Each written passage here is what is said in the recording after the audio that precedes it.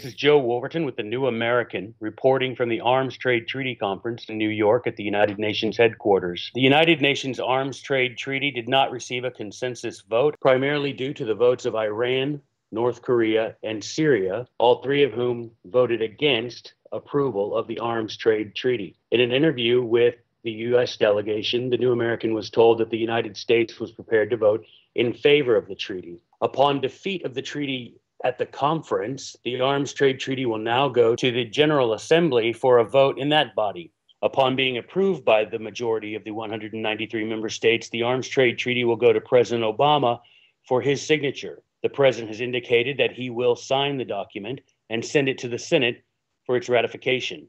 The future of the document is less certain in the Senate, where several senators have expressed their intent to vote against ratification of the Arms Trade Treaty. The global gun grab will continue on, however, as the president has indicated that he will, as he has done so often, use executive orders to implement the disarmament of civilians as called for in the Arms Trade Treaty. All weapons of resistance, from handguns to missiles and ammunitions, components, and parts, will be left in the hands of the federal government and in the hands of the government of the United Nations. So as soon as the General Assembly passes the Arms Trade Treaty, the implementation of that treaty will begin in earnest in the United States with the assistance of President Barack Obama and Secretary of State John Kerry, both of whom support the disarmament of civilians in violation of the protection of the right to keep and bear arms contained in the Second Amendment to the Constitution. This is Joe Wolverton of the New American, reporting from the United Nations headquarters in New York City.